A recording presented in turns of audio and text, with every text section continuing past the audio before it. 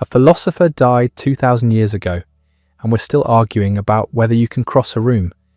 Not whether you should, but whether you physically can. Zeno of Elea created puzzles so frustrating that mathematicians spent millennia trying to solve them, only to realize the solutions might be missing the point entirely. His arguments broke reality into pieces so small they vanished, then asked why anything exists at all. The year is around 490 BC. Southern Italy isn't Italy yet, just a collection of Greek colonies clinging to the coastline, trading posts that became cities, experiments in living far from home.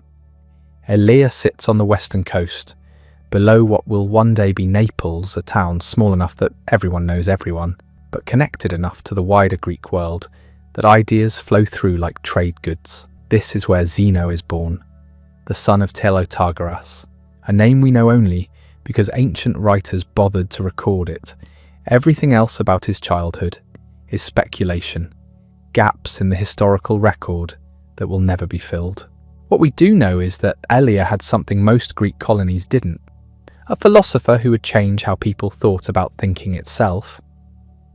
Parmenides had already established the town's intellectual reputation by the time Zeno was old enough to study. The Eleatic school, as it would come to be called, wasn't a physical building with classrooms and lectures. It was more informal than that, a gathering of minds around a radical idea that seemed to contradict everything the senses reported. Parmenides taught that reality was one thing: indivisible, unchanging, eternal. Everything else, all the diversity and motion and change you experienced every day, was illusion.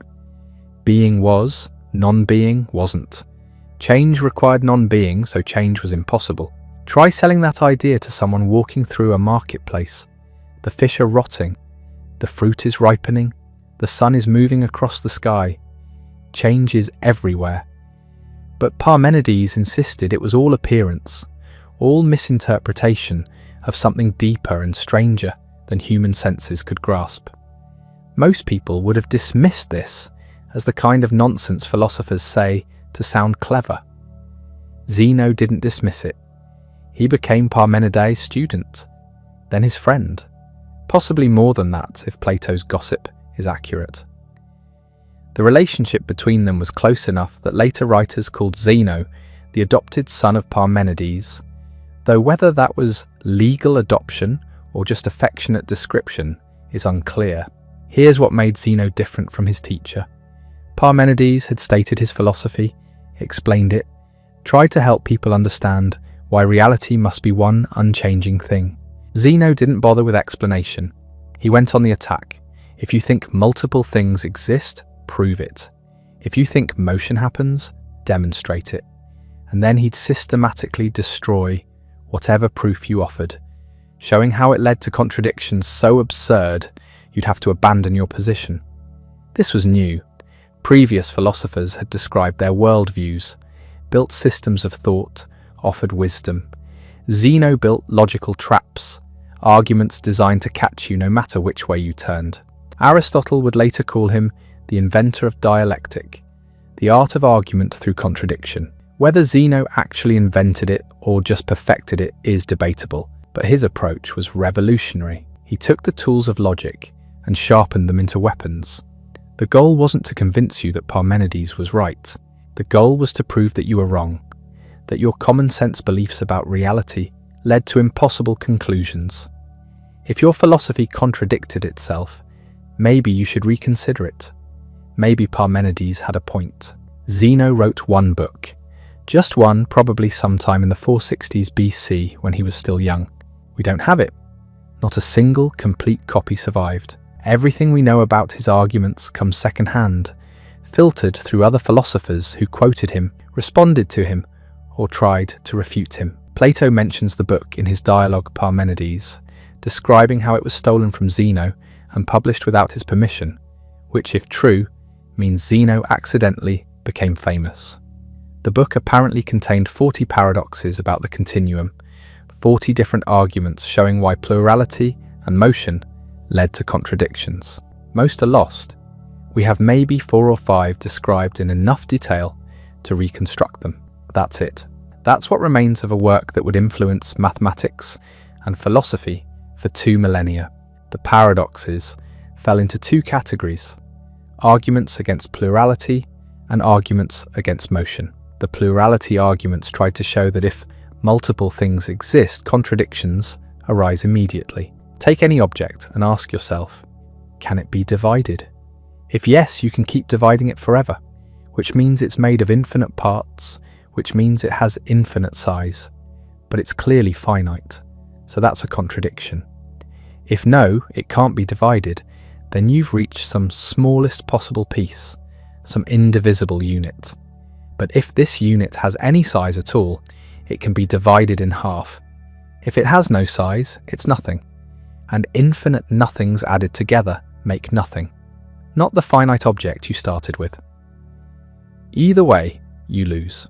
The motion paradoxes were even more troubling because motion was so obviously real that denying it seemed like madness. Zeno knew this. He constructed his arguments precisely because motion seemed undeniable. The dichotomy paradox starts simple. To walk across a room, you must first walk halfway, then you must walk half of the remaining distance, then half of what's left after that.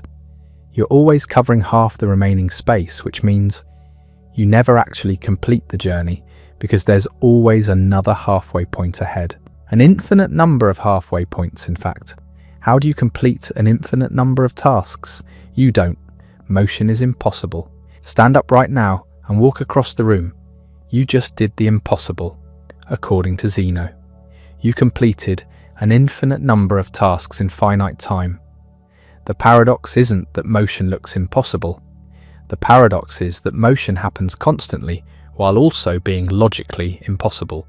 Something is wrong with either our logic or our perception, and Zeno wasn't betting on perception. The Achilles and the tortoise paradox made the same point more vividly. Give a tortoise a head start in a race against Achilles, the fastest runner in Greek mythology. Achilles will never catch up. Here's why. By the time Achilles reaches where the tortoise started, the tortoise has moved forward.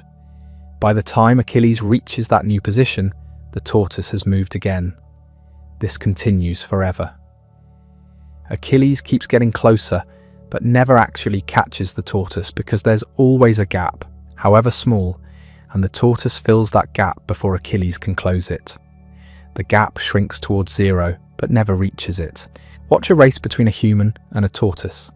The human wins immediately, but Zeno's argument says this shouldn't be possible. The logic seems sound. The conclusion is absurd. That's the trap. You're stuck choosing between logic and observation, between what must be true and what obviously is true. Zeno was fine with this. His job wasn't to resolve the paradox. His job was to create it, to show that your comfortable assumptions about reality fell apart under examination. The arrow paradox approached motion from a different angle. An arrow in flight at any single instant occupies a specific location in space. At that instant, it's not moving because an instant has no duration. No time passes, so no motion happens. But the arrow's flight is made up entirely of these instants. If it's motionless at every instant, when does motion happen? Where does motion come from? You can't build motion out of motionless moments, any more than you can build a journey out of stationary positions. Yet arrows fly.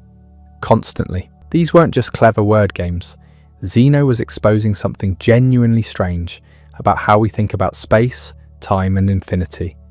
The Greeks didn't have calculus. They didn't have modern mathematics.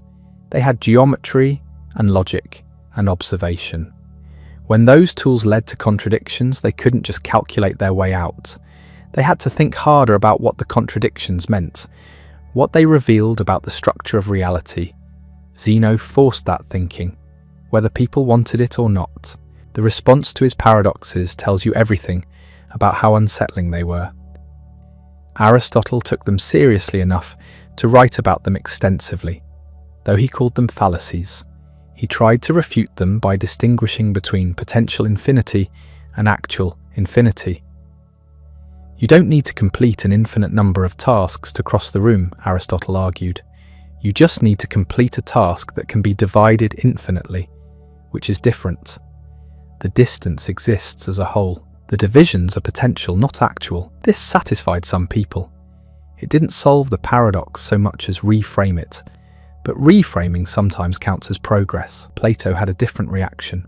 He thought Zeno was being deliberately provocative, that even Zeno didn't take his own arguments seriously. They were rhetorical exercises, demonstrations of logical technique, not genuine attempts to understand reality. Plato might have been wrong about this. The evidence suggests Zeno believed his arguments revealed real problems with pluralism and motion, real contradictions that couldn't be dismissed as mere wordplay. But Plato's dismissal stuck. For centuries, many philosophers treated Zeno as a sophist, someone who argued for the sake of arguing, who cared more about winning debates than discovering truth. That reputation would eventually reverse. 2,000 years later, mathematicians developing calculus and set theory realized Zeno had been onto something profound. His paradoxes weren't sophistry. They were early glimpses of problems that would require entirely new mathematical frameworks to address properly. The concept of limits, the understanding of infinity as something that could be worked with mathematically rather than just philosophically. The recognition that infinite series could converge to finite values, all of this emerged partly from wrestling with questions Zeno had posed in the 5th century BC. Bertrand Russell put it clearly.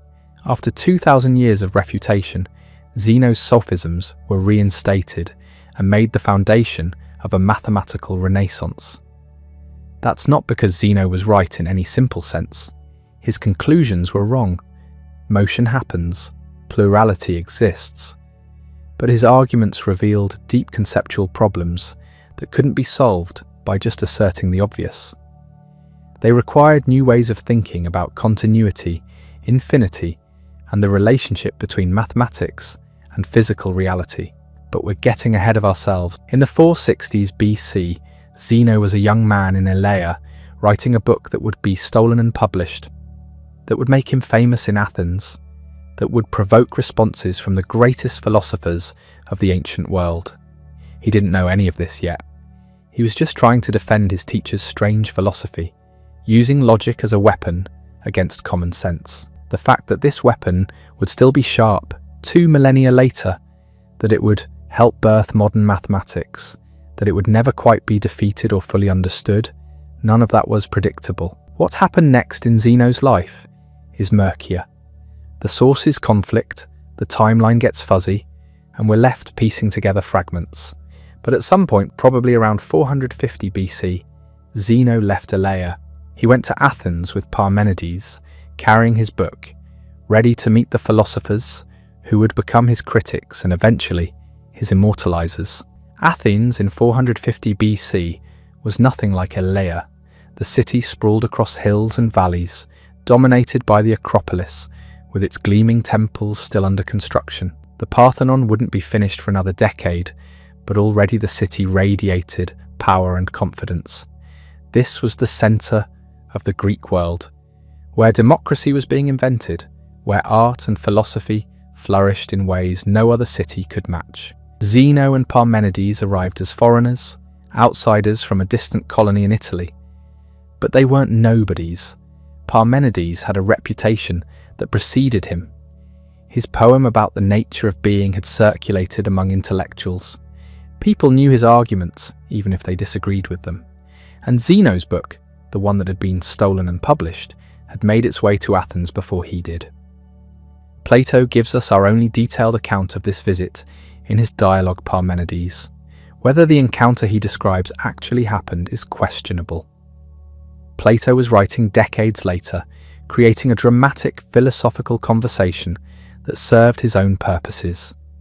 He needed Socrates to interact with the great thinkers of the previous generation, so he staged a meeting that might never have occurred. But let's take it at face value for a moment, because the scene Plato paints is too good to dismiss entirely. He describes Parmenides as an old man, around 65, with distinguished white hair. Zeno is about 40, tall and handsome. They're staying with someone named Pythagoras, and young Socrates, maybe 20 years old, comes to visit along with Aristoteles, who would later become one of the 30 tyrants. The gathering has the feel of a philosophical salon. Zeno reads from his book, defending his teacher's monism by attacking the coherence of plurality. Someone asks him to read a particular argument again. The discussion begins. What's striking in Plato's account is that Socrates, usually portrayed as the wisest man in Athens, comes across as a talented but inexperienced young philosopher. He challenges Zeno's arguments, but Zeno and Parmenides handle him easily. They're patient with him, almost indulgent, the old masters educating the upstart. Socrates makes a point about forms and participation that would later become central to Plato's philosophy. But in this dialogue, Parmenides systematically dismantles it. The young Socrates is left stammering, realizing he hasn't thought through the implications of his own position. It's a rare moment in Platonic literature where Socrates loses an argument. This might be Plato's invention, a way of showing that even Socrates learned from others, that philosophy is a cumulative enterprise, or it might preserve something real about the encounter. We'll never know for certain. What we do know is that Zeno's arguments made an impression in Athens. They were discussed, debated, attacked. The paradoxes became famous, which means they became problems that needed solving. Every philosopher who came after had to deal with them in some way. But here's what's interesting. Despite the fame, despite the recognition, we don't have evidence that Zeno wrote anything else. The one book composed in his youth apparently satisfied him. He wasn't building a philosophical system or founding a school.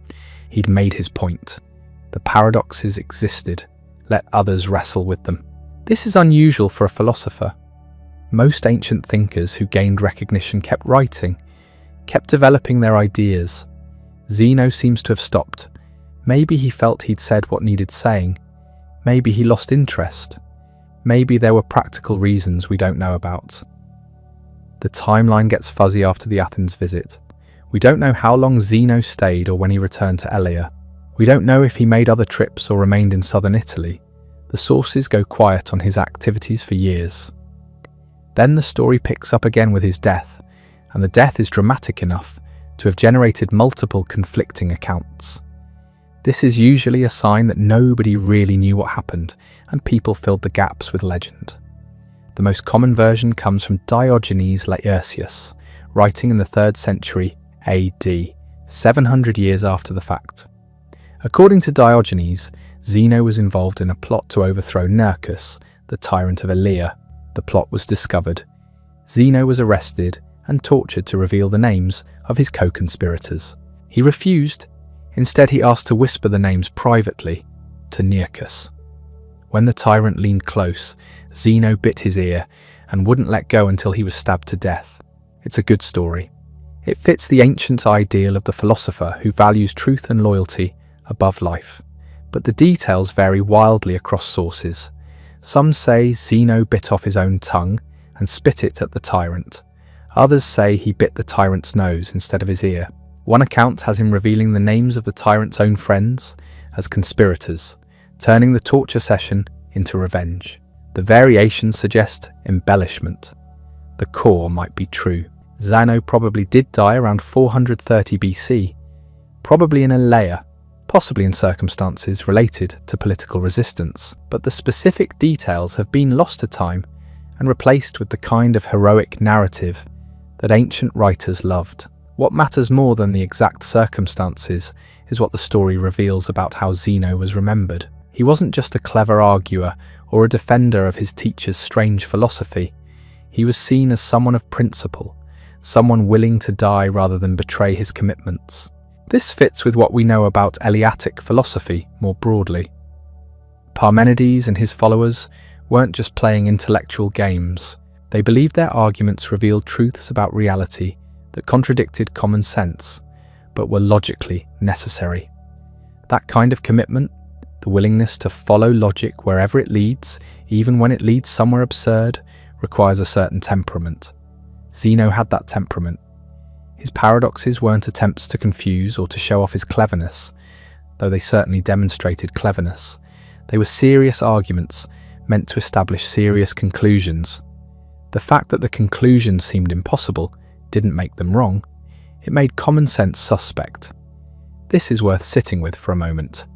Imagine being so committed to logical reasoning that you're willing to argue motion is impossible while watching people walk past you. That's not insanity. It's a specific kind of philosophical courage, the courage to trust the argument over the evidence of your senses. The Eleatics believed that the senses deceive. What appears to be many things is actually one thing. What appears to move is actually still. What appears to change is actually eternal. These conclusions followed logically from their premises about being and non-being. The fact that reality seemed to contradict them just showed that reality, as we experience it, is illusory. This was radical. Most Greek philosophers tried to explain the world as it appeared, to account for change and motion and plurality. The Eleatics said the world as it appeared was a lie. Only being exists. Being is one, eternal, unchanging, indivisible. Everything else is confusion. Zeno's paradoxes were weapons in defense of this position. If you think motion is real, explain how it's possible given these logical problems. If you think plurality exists, explain how multiple things can be without contradiction. The burden of proof shifted. It wasn't Parmenides who needed to explain why motion seemed to happen despite being impossible. It was everyone else who needed to explain how motion could be possible given the paradoxes. This argumentative strategy was new. Earlier philosophers had presented their views about nature without extensive logical justification. Thales said everything is water. Anaximander said it's the boundless. Heraclitus said it's fire and constant change. These were assertions based on observation and intuition, not deductive arguments from premises to conclusions. Zeno changed the game. He showed that philosophy could be argumentative, that you could use logic as a tool to defend positions and attack opponents. Aristotle later called him the inventor of dialectic, and while that's probably an overstatement, there's something to it. Zeno pioneered a way of doing philosophy that would become standard. The paradoxes themselves fall into two broad categories. The first group attacks plurality, the idea that many things exist. The second attacks motion. We've already looked at some of the motion paradoxes in detail. The plurality arguments are less famous but equally clever. One goes like this: if many things exist, they must be both finite and infinite in number. They're finite because they're exactly as many as they are, no more and no less. But they're also infinite because between any two things, there must be another thing separating them. And between that thing and the others must be more things, and so on without end. Therefore, plurality is contradictory. Another: if many things exist, each thing must be both infinitely large and so small as to have no size. It must be infinitely large because it has parts, and each part has parts, and division can continue without end. So the sum would be infinite, but it must also have no size because if it's made of ultimate parts that have no size, the sum of no sizes is still no size. These arguments have the same structure as the motion paradoxes. They take a common sense belief, in this case that multiple distinct objects exist, and show it leads to contradictions. The conclusion is supposed to be that the common sense belief is false. Modern readers often find the plurality arguments less compelling than the motion ones. They seem to rely on assumptions about infinite divisibility that we can question, but they were taken seriously in antiquity, particularly by the atomists. Leucippus and Democritus, who developed atomic theory in the generation after Zeno, were explicitly responding to Eleatic arguments. They agreed that infinite division was problematic. Their solution was to deny that division could continue infinitely. Eventually you reach atoms, indivisible particles that can't be split further. Problem solved, except the Eleatics could respond, why can't atoms be divided? If they have size, they have parts. If they have parts, they can be divided. Saying they're indivisible is just asserting what you need to prove. This back and forth continued for centuries. The atomists refined their position. The Eleatics refined their objections. Neither side won decisively. The debate forced both to sharpen their arguments, to think more carefully about concepts like divisibility, extension, and composition. That's what Zeno's paradoxes accomplished. They created productive problems, puzzles that couldn't be easily dismissed, but also couldn't be easily solved. They forced philosophers to get more rigorous, to think harder about basic concepts they'd taken for granted. The motion paradoxes had a similar effect. They forced careful thinking about time, distance, infinity, and the relationship between mathematical abstraction and physical reality. They revealed that these concepts were more complicated than they seemed. Consider the arrow paradox again. At any instant, the arrow occupies a space exactly equal to itself. It's not moving during that instant because an instant has no duration. How then does it ever move? Movement would require being in different places at different instants, but at each individual instant, there's no motion. This seems like word games until you try to refute it. The standard response is that motion is a property of the arrow across time, not at an instant. But that just pushes the problem back. How do we define motion across time, except as a series of positions at instants? And if there's no motion at any individual instant, how does stringing instants together create motion? You need a mathematical framework that can handle instantaneous rates of change. You need calculus, but calculus wouldn't be invented for another 2,000 years. In the meantime, the paradox stood as a genuine puzzle. Zeno couldn't have anticipated this. He was making arguments against motion as part of defending Parmenides. He wasn't trying to lay groundwork for future mathematics, but that's what happened anyway. The paradoxes posed questions that would eventually require new mathematical concepts to answer properly.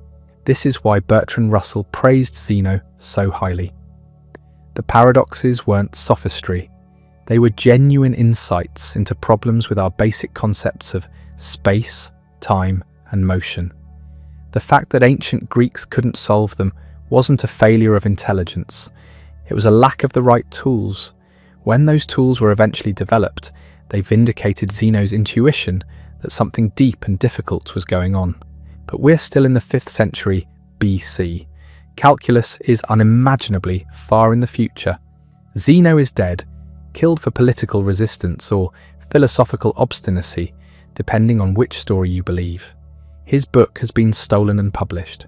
His paradoxes are being discussed and debated in Athens and beyond. What happens next is that philosophy moves on. New thinkers emerge with new ideas. Socrates develops his method of questioning. Plato builds his theory of forms. Aristotle systematizes knowledge across every domain. The Eleatic school fades, remembered but not dominant. Zeno becomes a historical figure, someone who posed interesting puzzles that later philosophers reference but don't dwell on. His arguments are treated as challenges that have been more or less adequately answered, even if the answers aren't entirely satisfying. This is how it stood for centuries. Zeno was important but not central, clever but ultimately wrong. His paradoxes were teaching tools, examples of logical reasoning that students studied but weren't expected to take seriously as genuine threats to our understanding of reality. Then something changed. Mathematics evolved. The development of calculus by Newton and Leibniz in the 17th century created new ways of thinking about infinity and continuous change. The formalization of mathematics in the 19th century, particularly work on infinite series and set theory by Cantor and others, provided frameworks for addressing questions Zeno had raised. Suddenly his paradoxes looked different. They weren't just clever puzzles, they were early recognitions of real mathematical difficulties that had taken 2 millennia to properly address. Zeno had been onto something after all. The vindication came slowly, then all at once. For most of history, Zeno's paradoxes were treated like optical illusions. Clever, sure, interesting to discuss, but ultimately tricks of language rather than genuine problems. Aristotle had provided what seemed like reasonable responses back in the 4th century BC. He distinguished between potential and actual infinity. Sure, you can potentially divide a distance infinitely, but you don't actually have to complete an infinite number of tasks. Motion happens in finite time. Problem solved. Except it wasn't solved. Aristotle had sidestepped the issue rather than addressing it head-on. His distinction between potential and actual infinity was philosophically convenient but mathematically vague. What does it mean for a division to be potential but not actual? If the divisions exist in any meaningful sense, you still have the problem of infinite subdivision. If they don't exist, what are we even talking about? Medieval philosophers revisited these questions occasionally. Islamic scholars in particular spent time on Zeno, but the paradoxes remained curiosities. The real work of philosophy was happening elsewhere. Theology, logic, metaphysics. Zeno's puzzles about motion and plurality were sideshows. Then the scientific revolution arrived. Galileo started asking questions about how objects actually move, not just whether they move, which seemed obvious from observation, but what motion is mathematically. He discovered that falling objects accelerate at a constant rate. He developed equations to describe projectile motion. He was trying to make motion calculable, predictable, subject to mathematical law. This required thinking carefully about instantaneous velocity. How fast is something moving at a particular moment? Not over an interval, but right now. This is exactly the kind of question Zeno's arrow paradox raises. If an instant has no duration, how can there be motion during it? Galileo didn't solve the paradox, but his work made it urgent. You couldn't do physics without addressing instantaneous rates of change. Newton and Leibniz invented calculus independently in the late 17th century. They were trying to solve practical problems: planetary motion, areas under curves, rates of change. The mathematics worked brilliantly. You could calculate things that had been impossible before, but the foundations were shaky. Calculus deals with infinitesimals, quantities that are infinitely small but not quite zero. When you calculate the slope of a curve at a point, you're looking at the ratio of infinitesimal changes. When you calculate an area under a curve, you're summing infinitely many infinitesimal rectangles. This works. The results match observations. But what exactly is an infinitesimal? Newton called them fluxions and tried to explain them through motion. Leibniz had his own terminology. Neither explanation was entirely satisfactory. Bishop Berkeley, the philosopher, attacked the foundations of calculus in 1734. He called infinitesimals the ghosts of departed quantities and pointed out that the reasoning involved seemed suspiciously like the kind of logical sleight of hand that Zeno had exposed 2,000 years earlier. You want to divide by a tiny quantity to find a ratio, then set that quantity to zero to find the instantaneous rate. But you can't have it both ways. Either the quantity is zero and you're dividing by zero, which is undefined, or it's not zero and you're not actually finding the instantaneous rate. The math worked, but the logic was questionable. For over a century, calculus advanced on shaky foundations.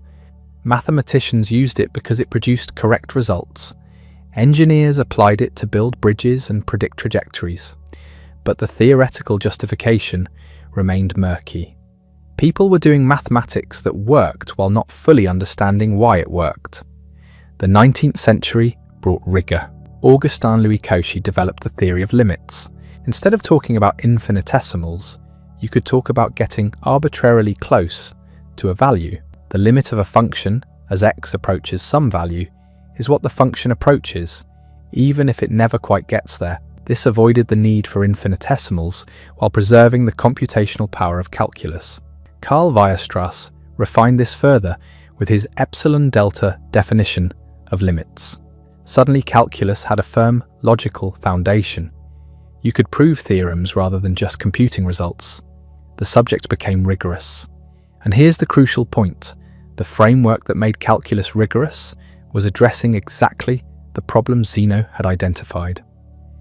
How do you handle infinite processes? How do you talk about instantaneous rates when instants have no duration? The answers required sophisticated mathematical machinery that took 2 millennia to develop. Georg Cantor's work on infinite sets in the late 19th century added another dimension. Cantor proved that not all infinities are equal. The infinity of counting numbers is smaller than the infinity of real numbers. This sounds absurd, but Cantor made it mathematically precise. You could compare infinite sets, reason about them, prove things about their properties. This connected directly to Zeno's paradoxes. When you divide a distance infinitely many times, you get infinitely many pieces. But Cantor's work showed you could actually handle infinite collections mathematically. You could sum an infinite series and get a finite result. The sum of 1/2 plus 1/4 plus 1/8 and so on equals 1. Exactly 1. Not approximately, not in some hand-wavy philosophical sense. Mathematically, precisely, provably 1. This dissolved the dichotomy paradox. Yes, traversing a distance requires completing infinitely many subdivisions, but completing infinitely many tasks isn't automatically impossible if their sum is finite. You walk across the room by completing an infinite series that sums to a finite distance. The mathematics works out. Bertrand Russell saw this clearly. He'd been working on the foundations of mathematics, trying to derive all of math from pure logic. He understood how recent developments in set theory and analysis had vindicated Zeno. In 1903, Russell wrote that Zeno's arguments, far from being sophisms, were immeasurably subtle and profound. After 2,000 years of refutation, they'd been reinstated as the foundation of a mathematical renaissance. This is remarkable. A philosopher working in the 5th century BC, using only logical reasoning, had identified genuine problems that required advanced mathematics to fully address. Zeno couldn't solve his own paradoxes because the tools didn't exist, but he was right that something deep and difficult was happening with concepts of infinity and continuity. The standard solution using modern mathematics goes like this. Achilles races the tortoise gets a head start. Achilles must first reach where the tortoise started, but by then the tortoise has moved. Achilles reaches that new point. The tortoise has moved again. This continues infinitely. But here's the resolution. Each step takes less time than the previous step. The time intervals form a geometric series that converges to a finite sum. Achilles completes infinitely many steps in finite time. After that finite time, he's past the tortoise. The infinite series sums to a specific moment when Achilles takes the lead. Mathematically, this works perfectly. You can calculate exactly when and where Achilles overtakes the tortoise. The infinite subdivision doesn't prevent the outcome, it describes it. Does this fully resolve the paradox? That depends on what you think the paradox is about. If it's a mathematical question about whether infinite processes can have finite results, yes, it's resolved. Modern analysis handles this cleanly, but if it's a philosophical question about the nature of motion and infinity, some philosophers argue it remains open. The mathematical solution shows that the infinite subdivision is compatible with motion. It doesn't necessarily explain motion. You can calculate where Achilles will be at any time. You can prove he overtakes the tortoise. But does this tell us what motion is, or just how to describe it? This is where the debate gets interesting. Physics uses mathematics to model reality. The models work extraordinarily well. Quantum mechanics, relativity, all of modern physics depends on sophisticated mathematical frameworks. But there's always a question of whether the math describes reality or just predicts observations. Zeno's paradoxes touch on this directly. The arrow paradox asks what happens at an instant. Modern physics sidesteps this by treating motion as a property of objects across intervals. We don't ask what's happening at an instant. We calculate positions and velocities as functions of time. The math works, but it doesn't answer the original question in the way Zeno posed it. Some physicists and philosophers argue this is fine. The question, as Zeno posed it, was confused. Motion isn't something that happens at instants. It's a relationship between positions at different times. Asking about motion at a single instant is like asking about the colour of justice. The question doesn't make sense. Others maintain that this dodges something important. Our experiences of motion happening now, in the present. Physics treats time as a dimension like space, but our experience isn't four-dimensional. We experience a moving present moment.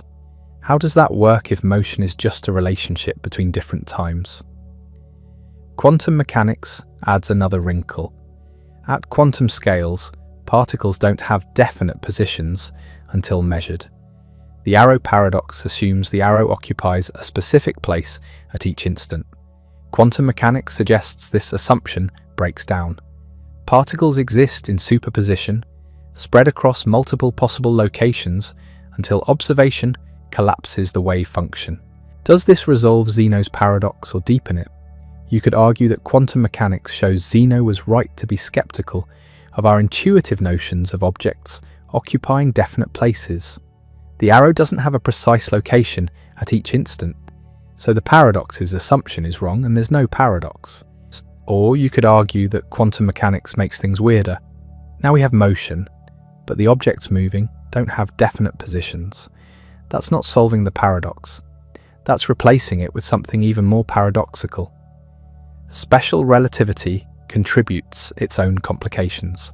Whether two events are simultaneous depends on your reference frame. There's no absolute present moment. Time itself is relative to motion. An arrow in flight experiences time differently than a stationary observer. What does an instant even mean in this context? These modern developments don't invalidate Zeno's paradoxes. They show how deep the problems go. Zeno identified issues with our basic concepts of space, time, and motion. 2,000 years of mathematics and physics have refined those concepts enormously. We can calculate things Zeno couldn't have imagined. But the fundamental questions he raised about infinity, continuity, and the nature of change remain live issues in physics and philosophy. The paradoxes against plurality are less discussed than the motion paradoxes, but they're equally interesting. Zeno argued that if multiple things exist, they must be both finite and infinite in number. They must be finite because they're exactly as many as they are, but they must be infinite because between any two things, there must be another thing separating them, and between that thing and the original things, more separating things, ad infinitum.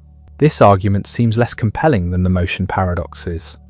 You can just deny the premise that things must be separated by other things, but substitute points on a line for things, and the argument becomes more troubling. Between any 2 points on a line, there's another point. The line contains infinitely many points, but a line segment has a finite length. How do infinitely many points add up to finite distance? This is the same basic problem as the dichotomy paradox, approached from a different angle. Modern mathematics handles it with measure theory and the real number system. Points have zero length. Infinitely many zeros can sum to positive length through the magic of uncountable infinity. The mathematics is rigorous and works perfectly, but does it explain anything? Or does it just formalize the mystery? You've replaced the question, how can infinite things make finite length, with how can uncountably infinite zero-length points make positive length? The mathematical framework lets you calculate with confidence. Whether it provides understanding depends on your philosophy of mathematics. Zeno's method was reductio ad absurdum. Assume the opposite of what you want to prove, show it leads to contradiction, conclude the opposite is true. This is now a standard proof technique. Every mathematics student learns it, but Zeno pioneered it in philosophy. He took ideas his opponents held, showed they led to absurd conclusions, and claimed victory. The problem is that his opponents could play the same game. Assume motion is impossible. But I just walked across the room. That's absurd, therefore motion is possible. Both sides are using reductio ad absurdum. Both generate contradictions. Who wins? This is why the paradoxes were so effective. They weren't just arguments, they were traps. Any response seemed to lead to problems. Deny that motion involves infinite subdivision? Then how do you account for continuity? Accept infinite subdivision? Then how does motion happen? You're stuck either way. The escape route required developing entirely new concepts. You had to build a mathematical framework where infinite processes could complete in finite time, where zero-length points could compose positive-length lines, where instantaneous velocities made sense. This took 2,000 years and the combined efforts of the greatest mathematical minds in history. That's what Russell meant when he said Zeno's arguments were reinstated after millennia of refutation. The early refutations were superficial. They sidestepped the real issues.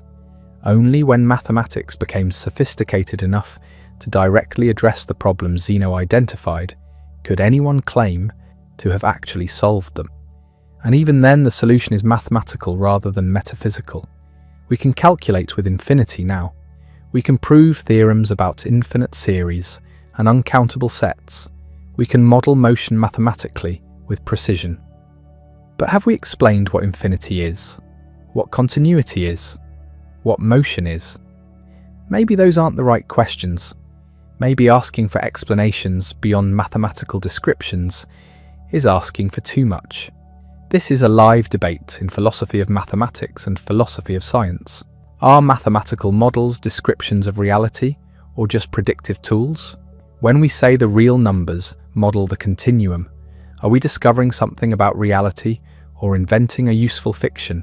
Zeno couldn't have anticipated any of this. He was defending his teacher's strange doctrine that reality is one unchanging whole.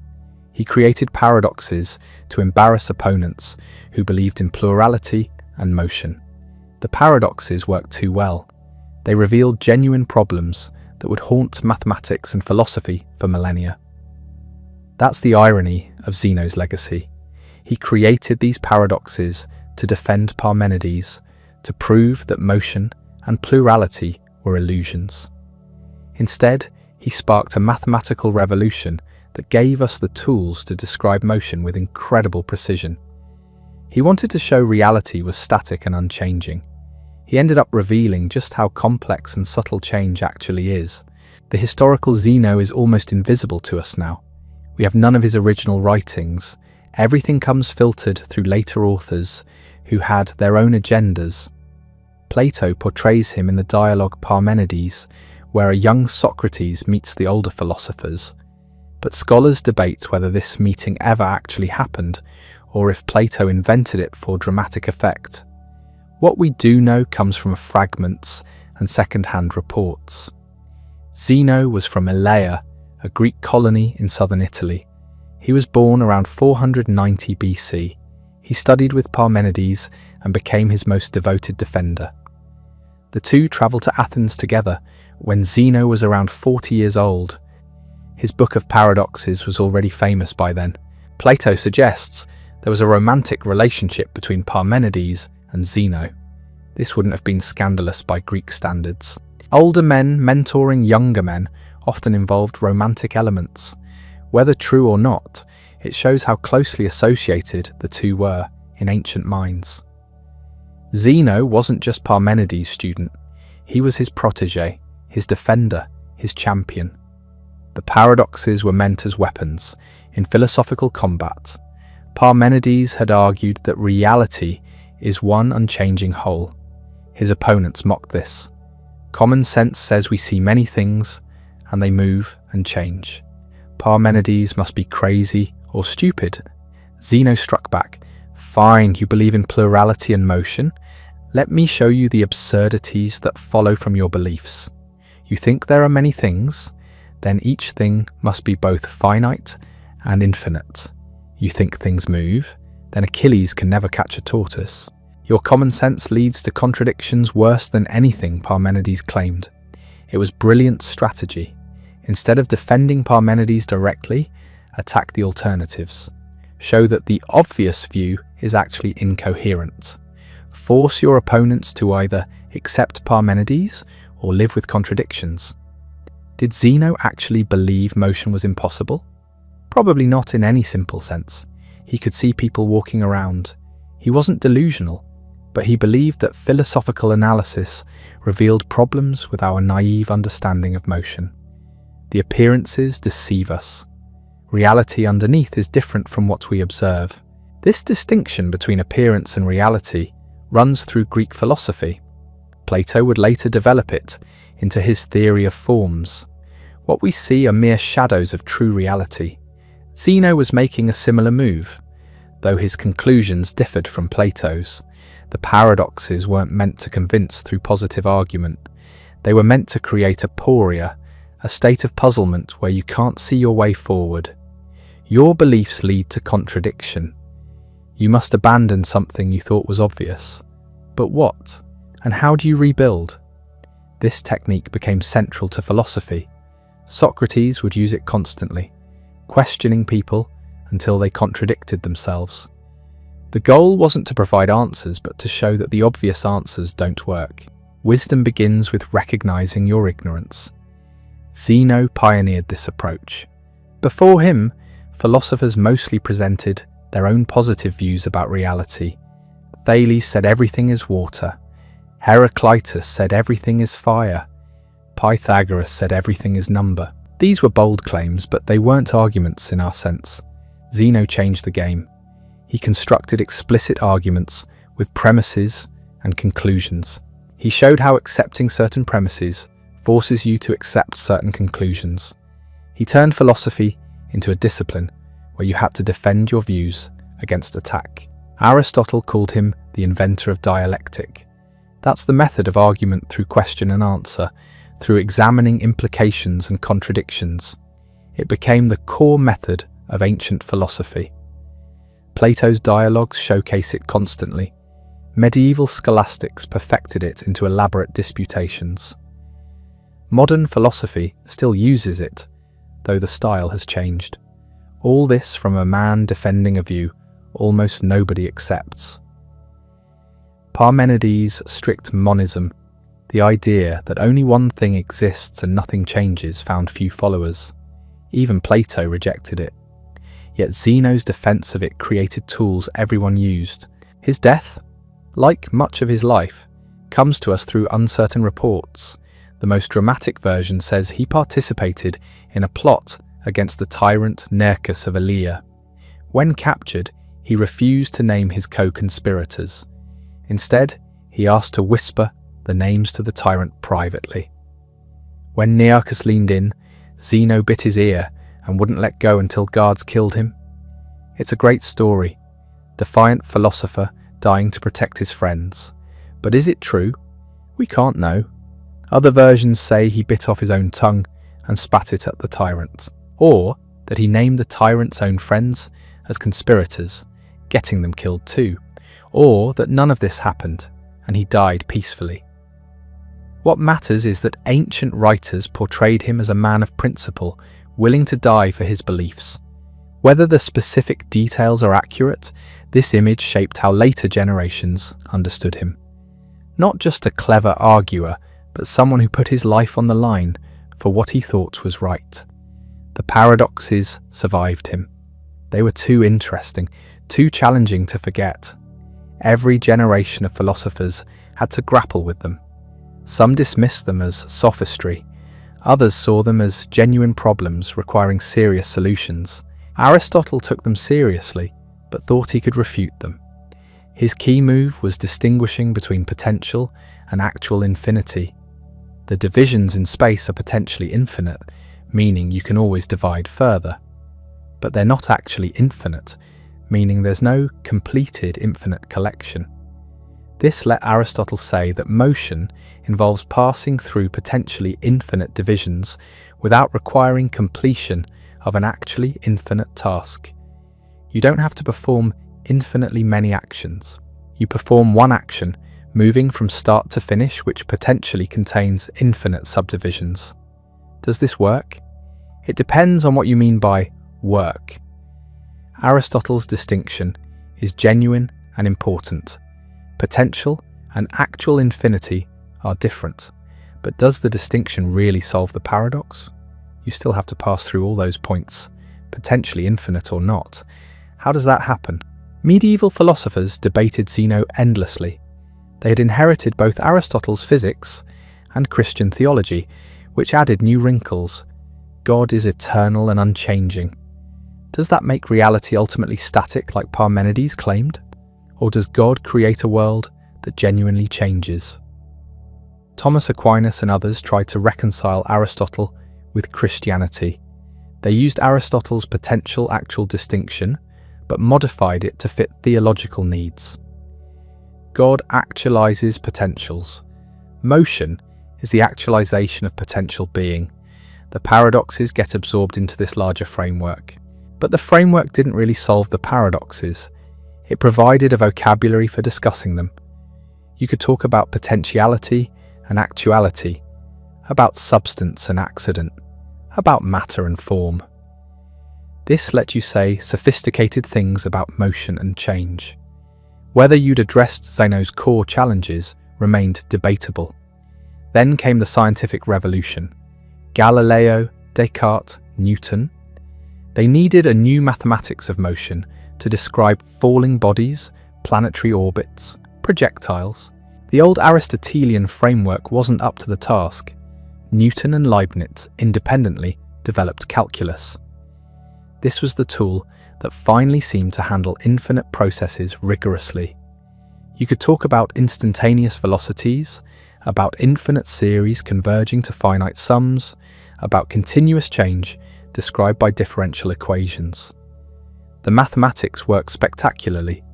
Classical mechanics predicted planetary motions to incredible precision. Engineers used calculus to design machines and structures. The success was undeniable, but the foundations were shaky. What exactly is an instantaneous velocity? What does it mean for a series to converge? Newton talked about fluents and fluxions without defining them precisely. Leibniz used infinitesimals that were somehow greater than zero but smaller than any finite quantity. Bishop Berkeley attacked this in his 1734 essay, The Analyst. He called infinitesimals the ghosts of departed quantities. How can you base rigorous mathematics on concepts you can't define coherently? The calculus works in practice, but makes no sense in theory. This criticism stung because it was valid. The early calculus was effective, but logically unclear. It took another century to fix the foundations. In the 1800s, mathematicians like Cauchy and Weierstrass rebuilt calculus using the concept of limits. Instead of infinitesimals, you have limits. The derivative isn't the ratio of infinitely small quantities, it's the limit of ratios as quantities approach zero. The integral isn't a sum of infinitely many infinitesimal areas. It's the limit of finite sums as subdivisions get finer. This approach is rigorous. You can prove theorems, avoid contradictions, build a solid foundation. It's what every calculus student learns today, though usually without appreciating the historical struggle behind it. Did this finally answer Zeno? In a sense, you can now rigorously describe how infinite subdivisions work. You can prove that infinite series can sum to finite values. You can define instantaneous velocity without paradox. But notice what happened. Mathematics developed tools to work with infinity. It didn't explain what infinity is. The limit concept lets you avoid talking about infinitely many things existing simultaneously. You talk about what happens as processes continue indefinitely. Is that the same as completing an infinite process? Philosophers still argue about this. The mathematics is clear, and works. The metaphysics remains murky. Then in the late 1800s came set theory. Georg Cantor showed that you could rigorously treat infinity as a completed whole. There are infinite sets. You can compare their sizes. You can prove theorems about them. This was revolutionary and controversial. Many mathematicians resisted. Infinity had always been potential, a process without end. Cantor said no, infinity can be actual. There are infinite collections that exist as completed wholes. He even showed there are different sizes of infinity. The natural numbers form an infinite set. The real numbers form a larger infinite set. You can prove this rigorously using his diagonal argument. This framework handles Zeno's paradoxes directly. A line segment contains uncountably infinitely many points. That's fine. Uncountable infinity is a legitimate mathematical concept. Motion involves passing through uncountably many positions. No problem. The mathematics handles it. But again, does this explain anything? Or just formalize the mystery? You've proven that infinite sets can exist mathematically. Does that mean they exist physically? Does it tell us what motion actually is? Different philosophers give different answers. Platonists say mathematical objects exist independently of the physical world. The infinite sets are real in their own realm. Motion participates in these mathematical structures. Nominalists say mathematical objects are just useful fictions. The sets don't really exist. They're tools we use to organize our thinking. Motion is real, but the mathematical description is just our way of modeling it. Empiricists say we should stick to what we can observe and measure. The mathematics predicts observations accurately. That's all we need. Questions about what infinity really is go beyond science into metaphysics. Each view has strengths and weaknesses. None is obviously correct. 2,000 years after Zeno, we're still arguing about the fundamental issues he raised. Modern physics adds new twists. Quantum mechanics suggests space and time might not be infinitely divisible. At the Planck scale, roughly 10 to the power of minus 35 meters and 10 to the power of minus 43 seconds, quantum effects dominate.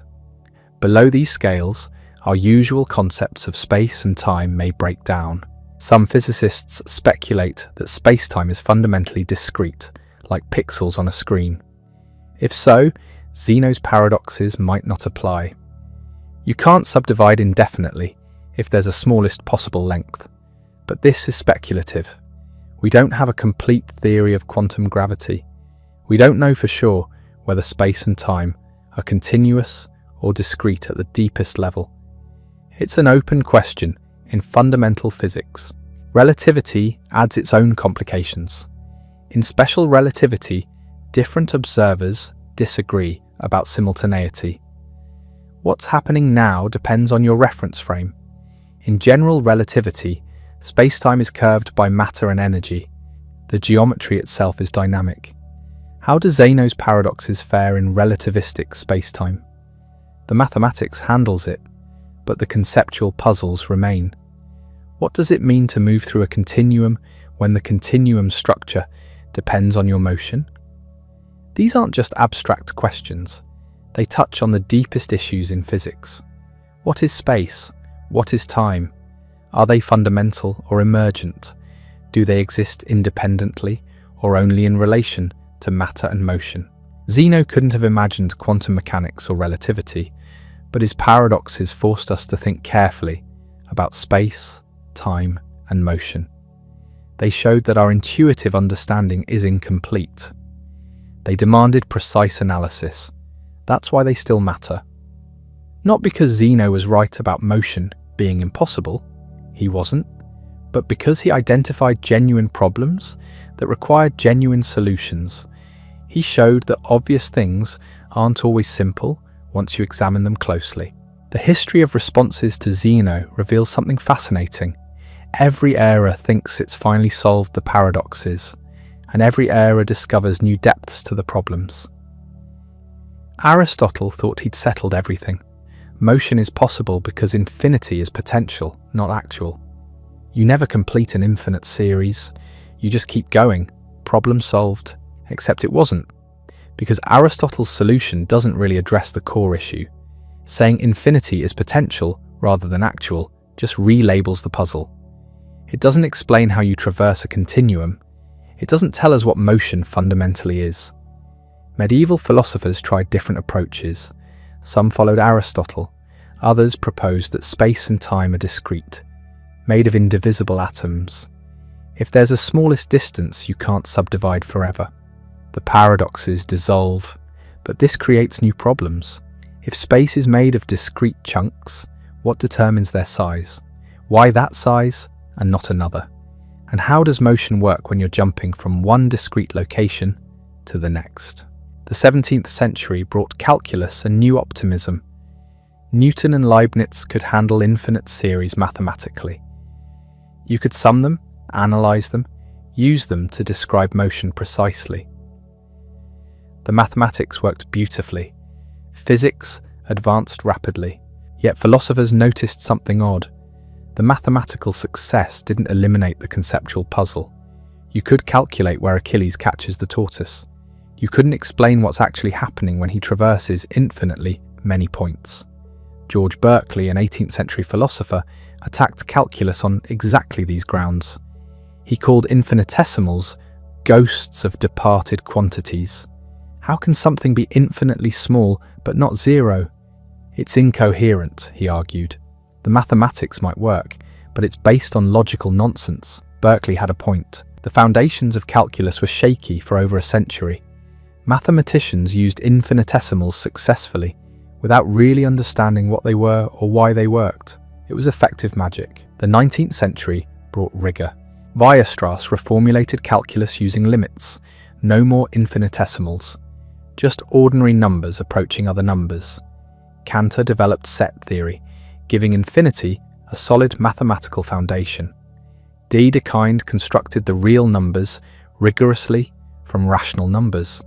These developments seemed to vindicate calculus. The mathematics was now on firm ground. You could prove theorems about infinite sets, continuous functions, limits. Everything was precise and rigorous. Does this solve Zeno's paradoxes? Depends on what you mean by solve. Mathematically, yes. We can describe motion through a continuum using rigorous mathematics. We can sum infinite series. We can define what it means for Achilles to traverse infinitely many points. The calculations work.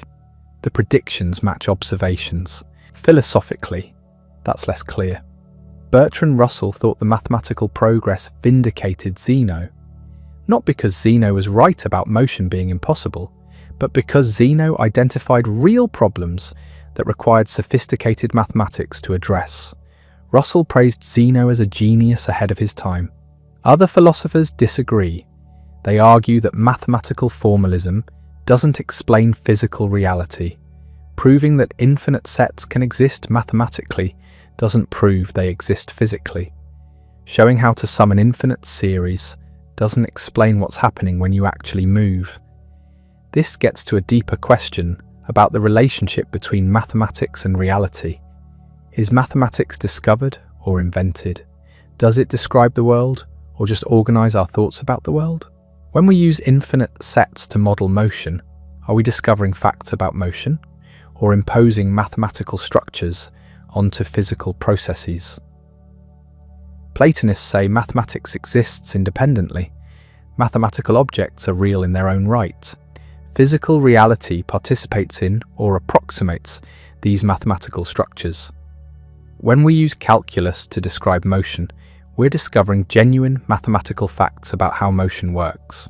Nominalists say mathematical objects are useful fictions. They don't really exist. They're tools we construct to predict and control our environment. The success of calculus shows it's a useful tool, nothing more. Formalists say mathematics is just symbol manipulation following rules. It doesn't need to refer to anything real. As long as the system is consistent, that's sufficient. Whether it describes reality is a separate question. for empirical science. Each position handles Zeno differently. For Platonists, Zeno's paradoxes reveal genuine features of mathematical reality. Motion really does involve infinitely many points. The continuum is genuinely dense and uncountable. These are facts about the mathematical structure underlying physical space. Understanding the mathematics is understanding motion. For nominalists, Zeno's paradoxes show the danger of taking mathematics too literally. Of course, you can't really complete infinitely many tasks, but that's fine because motion isn't really infinitely divisible. It's continuous, yes, but the infinite subdivision is just a mathematical model, not physical reality. For formalists, the paradoxes are interesting logical puzzles. Mathematics provides consistent frameworks for handling them. Whether those frameworks describe physical motion is beyond mathematics. That's a question for physics. None of these positions is obviously correct. They've been debated for centuries. They'll be debated for centuries more. What's interesting is that Zeno's paradoxes force us to confront these deep issues. They're not just puzzles about motion, they're entry points into fundamental questions about reality, mathematics, and knowledge. Consider what Zeno actually accomplished. He took something everyone experiences daily and showed it's conceptually problematic. Walking across a room seems simple. Zeno demonstrated it's philosophically complex. This is philosophical progress, even if it doesn't feel like it. Philosophy often makes things more complicated before making them clearer. It reveals hidden assumptions and unexamined concepts. Before Zeno, people assumed motion was straightforward. You move from here to there. Simple. Zeno showed it's not simple at all. What does it mean to occupy a position? What does it mean to change positions? How do you get from one state to another? These questions led to profound developments in mathematics, physics, and philosophy. Calculus, set theory, topology, theories of space and time. All of these emerged partly from thinking through the problems Zeno identified. That's the real legacy. Not whether Zeno was right or wrong about motion being impossible, but that he forced serious thought about concepts we'd taken for granted. Modern philosophy of physics continues this tradition. Philosophers examine quantum mechanics, relativity, quantum field theory, looking for conceptual problems and hidden assumptions. They ask what these theories actually tell us about reality, what they mean, not just how to calculate with them. Some physicists dismiss this as pointless. The mathematics works, the predictions match experiments. What more do you want? But history suggests philosophical analysis matters. Conceptual confusion can block scientific progress. Clear thinking about foundations can open new paths. Einstein's work on relativity involved as much philosophy as physics. He had to think carefully about what we mean by simultaneity, about how we measure time and distance.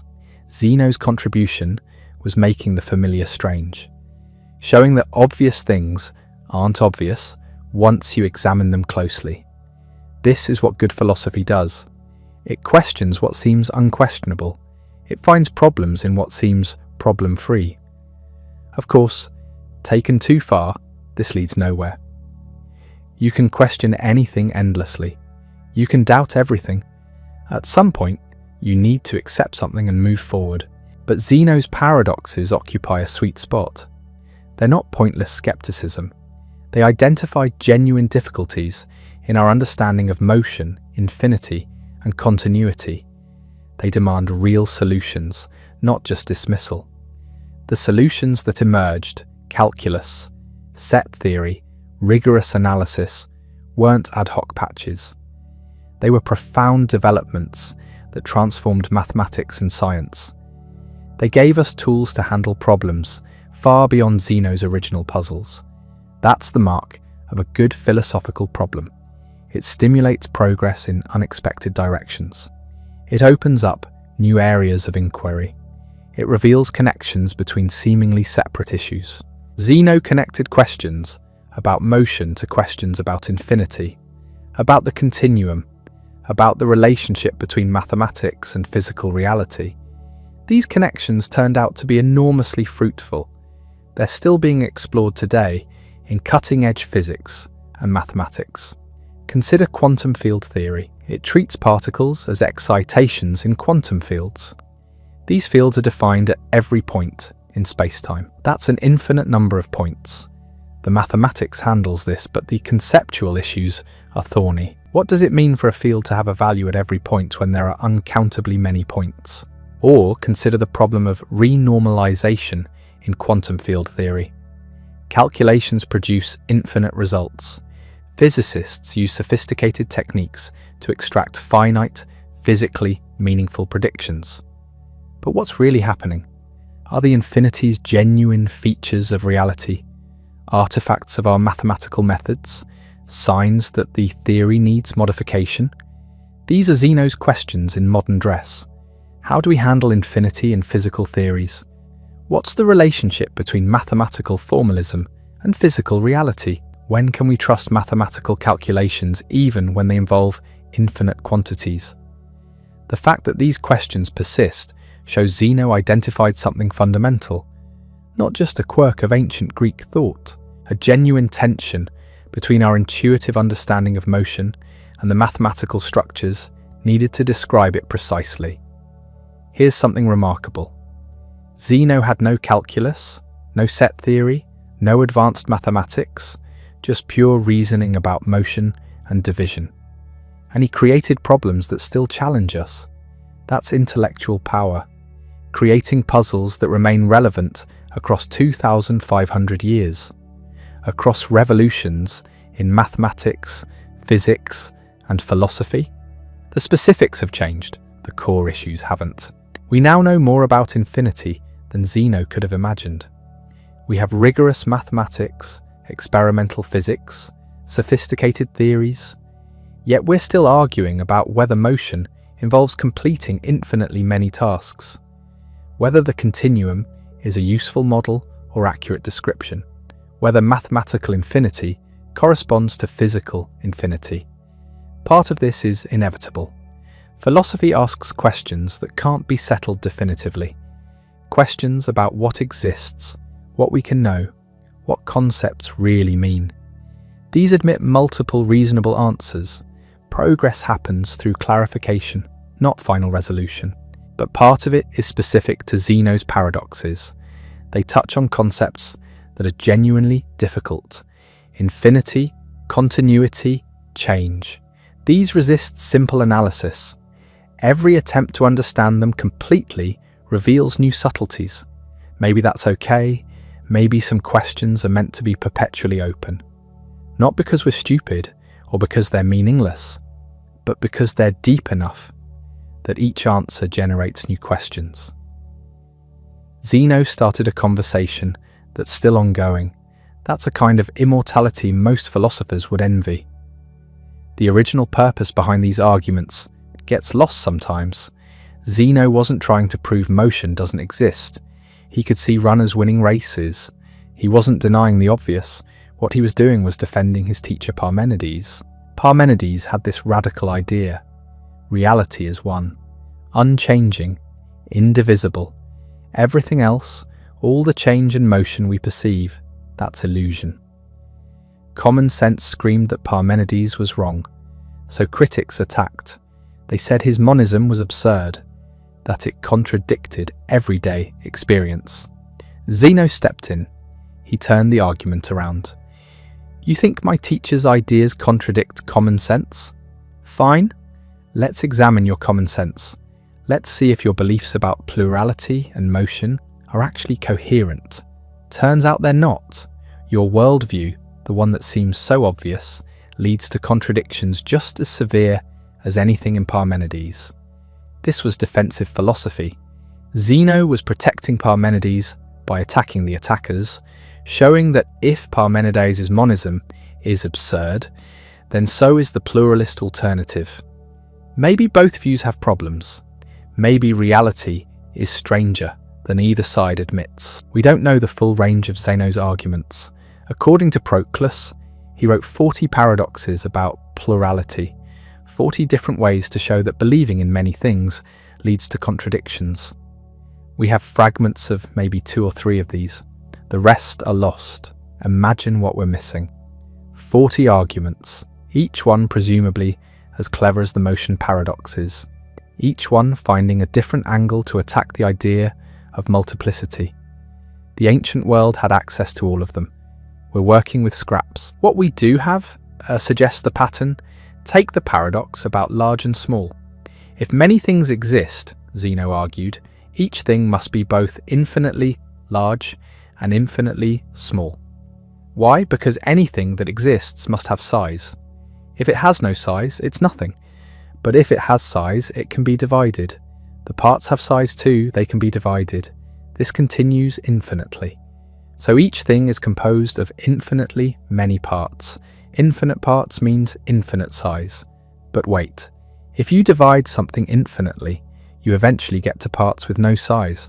Otherwise you could never exhaust it. Parts with no size add up to nothing. So the thing has no size after all. Infinitely large and infinitely small simultaneously. Contradiction? Modern readers might object. We have atoms, fundamental particles. Division stops there. But Zeno was asking a conceptual question, not an empirical one. If things are infinitely divisible in principle, this problem arises. And in mathematics, we do treat objects as infinitely divisible. Lines contain infinitely many points. So Zeno's question remains relevant even after atomic theory. Another argument attacked the very notion of separate objects. If two things are distinct, something must separate them. Either there's a gap between them, or there's not. If there's no gap, they're touching. They're connected. Are they really two things, or one? If there is a gap, what fills it? Empty space? Then that's a third thing. Now you have 3 things instead of 2. What separates the gap from the objects? You need more gaps. This generates an infinite regress. You might say the gap is nothing, but nothing can't separate things. Nothing is absence. It has no properties. It can't do anything. So if nothing separates the objects, they're not really separated. They're one thing again. These arguments feel slippery, like verbal tricks, but they're pointing at genuine conceptual difficulties. What does it mean for objects to be distinct? What are the conditions for individuality? How does space work? These aren't silly questions. They're foundational issues in metaphysics and physics. The motion paradoxes get more attention because they're easier to visualize.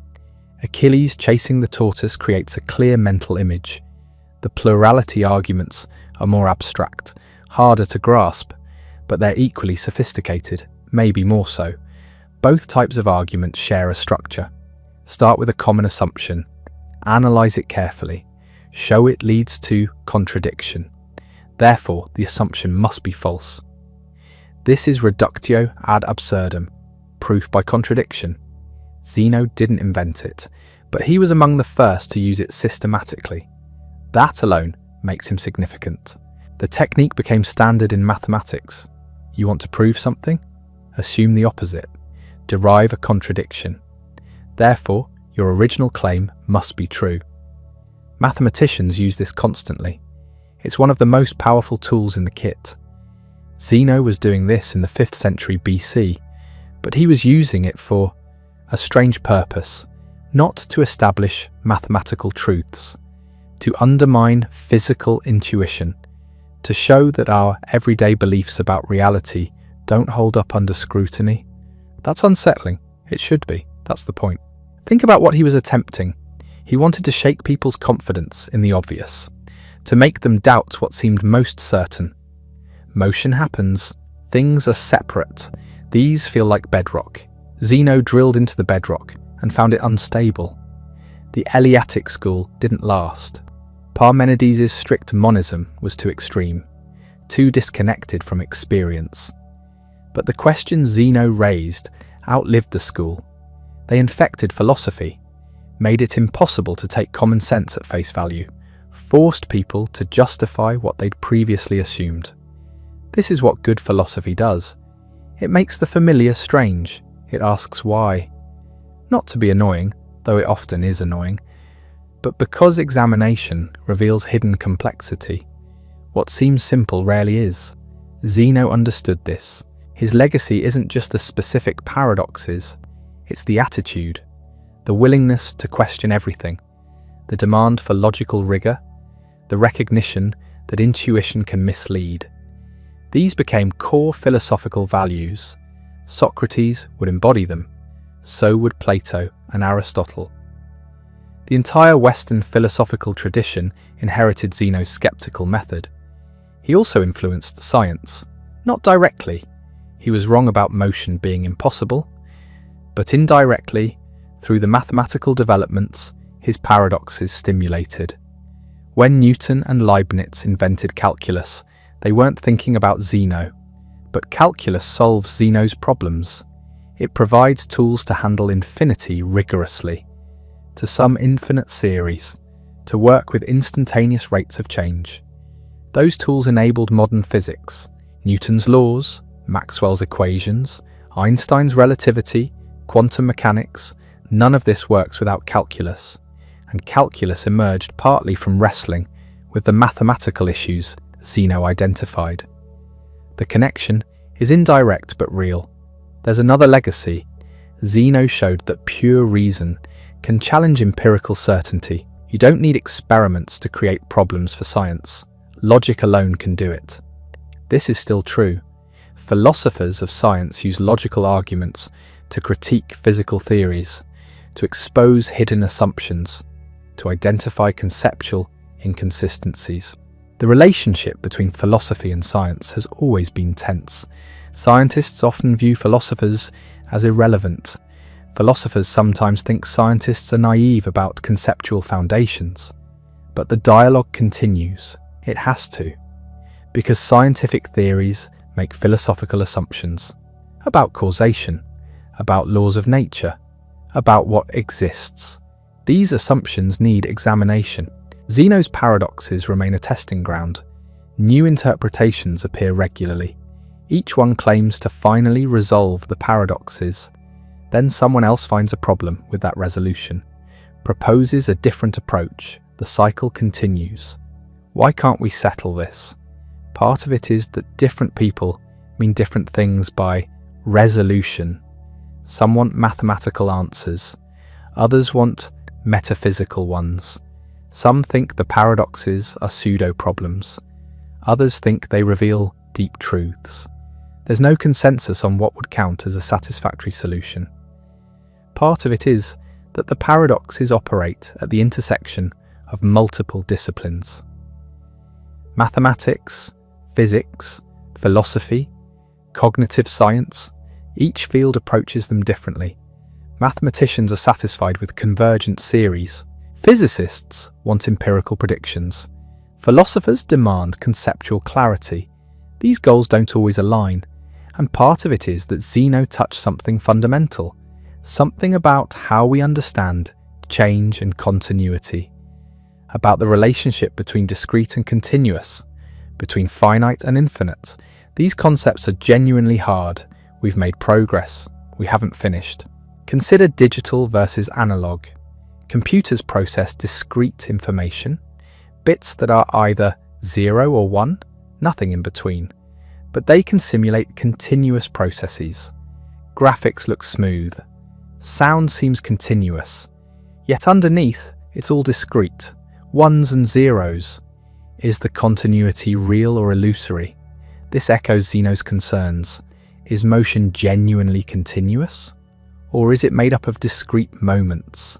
If it's discrete, how small are the moments? If it's continuous, how do we handle the infinite divisibility? Different answers lead to different physics. Quantum mechanics suggests spacetime might be discrete at the Planck scale. Distances smaller than about 10 to the power of minus 35 meters might not be meaningful. Time intervals shorter than 10 to the power of minus 43 seconds might not exist.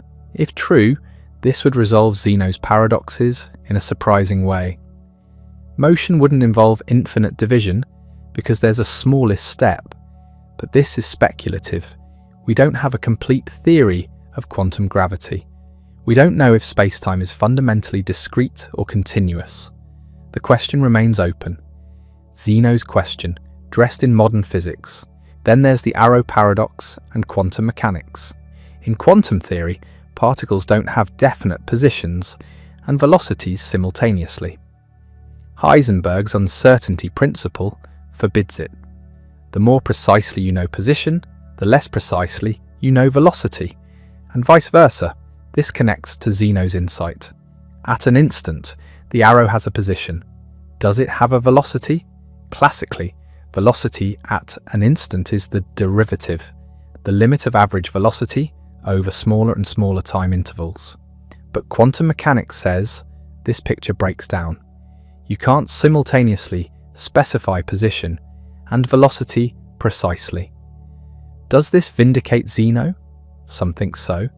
The arrow paradox anticipated quantum uncertainty. It showed that classical assumptions about motion at an instant lead to problems. Quantum mechanics solved those problems by abandoning the assumptions. Others disagree. Quantum mechanics still allows motion, just not the deterministic motion of classical physics. Particles move in probabilistic ways described by wave functions. Zeno's paradox claimed motion is impossible. Quantum mechanics doesn't say that. It says motion is different from what we thought. These debates get technical fast, but they show something important. Zeno's paradoxes aren't just historical curiosities, they're live issues in foundations of physics. They force us to clarify what we mean by motion, time, continuity. These clarifications matter for how we build physical theories. Beyond physics and mathematics, the paradoxes influence how we think about change in general. Not just physical motion, any kind of transition. How does anything go from one state to another? Take decision-making. You're choosing between options. At each moment, you're in some state, undecided or leaning one way, or committed. How do you transition between these states?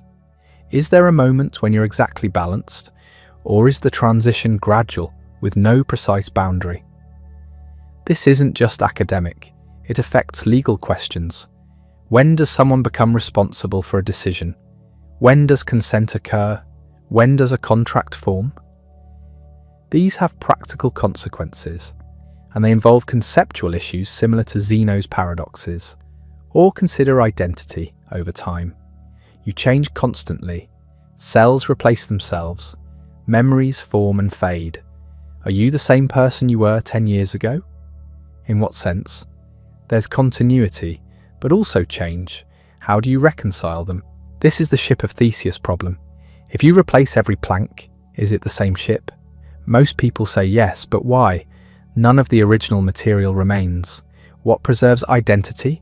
The structure, the function, the history? Zeno's paradoxes raise similar questions about continuity and identity. A moving object occupies different positions at different times. Is it the same object? What makes it the same? The continuous path it traces. But we've seen that path is problematic. It involves infinity. It requires completing uncountably many steps. These aren't just philosophical puzzles. They affect how we model the world, how we write laws, how we design systems. The conceptual foundations matter. Zeno forces us to examine them. Let's talk about something stranger. What if the paradoxes aren't actually about motion at all? Some modern interpreters argue Zeno wasn't trying to prove motion is impossible. He was making a different point entirely. He was attacking the assumptions we use to think about reality. The idea that space and time can be divided infinitely. The idea that mathematical descriptions capture physical truth. The idea that our concepts correspond to how things actually are. This reading makes Zeno less of a crank. He's not denying obvious facts. He's questioning the frameworks we use to understand those facts. And that's a legitimate philosophical project. One that continues today. Consider how we build scientific theories. We start with observations, we create mathematical models, we test predictions, but there's always a gap between the math and the reality. The math is exact. Reality is messy. How do we bridge that gap? Physicists make idealizations.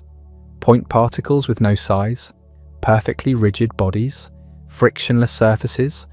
None of these exist, but they're useful. They let us build models that work. Then we add complications, finite size, deformation, friction. We get closer to reality, but we never fully reach it. Zeno's paradoxes highlight this gap. They show that perfect mathematical descriptions lead to strange conclusions, infinite sums, completed infinities, tasks with no first step. These concepts work mathematically. Do they work physically? That's unclear. Philosophy of science struggles with this. What's the relationship between our theories and reality? Are theories true descriptions? Or just useful tools? Instrumentalists say theories don't need to be true. They just need to make accurate predictions. Realists say no. Good theories tell us what the world is actually like. Zeno's paradoxes support the instrumentalist view. They show that literally, true descriptions might be impossible. We can have useful models, we can calculate correct answers, but the underlying reality might resist complete conceptualization. The map isn't the territory. It can't be. This connects to limits of knowledge. Some things might be inherently unknowable, not because we lack information, because our conceptual tools are inadequate. Like trying to capture continuous motion using discrete concepts. The tools don't fit the task. Mathematics faces similar issues. Gödel's incompleteness theorems showed that any sufficiently complex mathematical system contains true statements that can't be proved within that system. There are limits to what formal methods can achieve. Some truths escape formalization. Zeno's paradoxes anticipated this. They showed that intuitive concepts like motion create formal problems, problems that can't be resolved by adding more axioms or being more careful. The problems are baked into the structure of thought itself. Does this mean we should give up on understanding? No. It means we should be humble. Our theories are approximations, useful approximations, but approximations nonetheless. Perfect understanding might be impossible. And that's okay. Science progresses by building better approximations. Newton's mechanics worked for centuries. Then Einstein showed it was approximate, good enough for everyday speeds, but breaking down near light speed. Quantum mechanics added more corrections. General relativity added others. Each theory is more accurate than the last, but none are final. Zeno reminds us of this. Motion seems simple, but analyze it carefully, and paradoxes emerge. We resolve them with calculus, but calculus makes assumptions. Infinitely divisible space. Continuous functions? Are these assumptions true, or just useful? We don't know, maybe we can't know, but we can keep refining our theories, keep testing them, keep finding where they break down. That's how science works, not by reaching final truth, by approaching it asymptotically, getting closer, but never quite there. This philosophical perspective changes how we view Zeno. He's not the enemy of progress. He's a reminder of its limits, a cautionary voice saying, don't mistake your models for reality. Don't assume your concepts capture everything. There's always more mystery beneath the surface. Now let's return to Zeno's life, because there's one part we haven't covered, how he died, and it's a hell of a story. Around 430 BC, Elea was ruled by a tyrant named Nearchus. Tyranny was common in Greek city-states. A strongman seizes power, rules through force, suppresses opposition. This connects to his philosophy. Zeno questioned authority, not just political authority, intellectual authority. The authority of common sense, of intuition, of established wisdom. He demanded justification, proof, argument. That attitude was dangerous. In politics and philosophy both, it threatens people who rely on unquestioned assumptions, who want their power or their ideas accepted without scrutiny. Zeno wouldn't grant that. He'd ask, why, prove it. Show me it's not contradictory. This made him enemies. intellectual and political. Both kinds of enemies can kill you. Ancient Athens executed Socrates for asking too many questions. Elea tortured Zeno for the same reason. Different questions, same attitude, same result. But the ideas survived. That's what matters. Zeno died around 430 BC. His book was lost, but the paradoxes lived on, transmitted through Plato, through Aristotle, through commentators and critics. Each generation grappled with them. Each generation failed to fully resolve them. 2,400 years later, we're still grappling, still debating, still finding new angles. The paradoxes have generated thousands of pages of analysis, entire academic careers, multiple mathematical frameworks, and we're not done. Why do they persist? What makes them so durable? Part of it is their simplicity. You don't need advanced math to understand the basic problem. Achilles chases the tortoise. At each point, the tortoise has moved.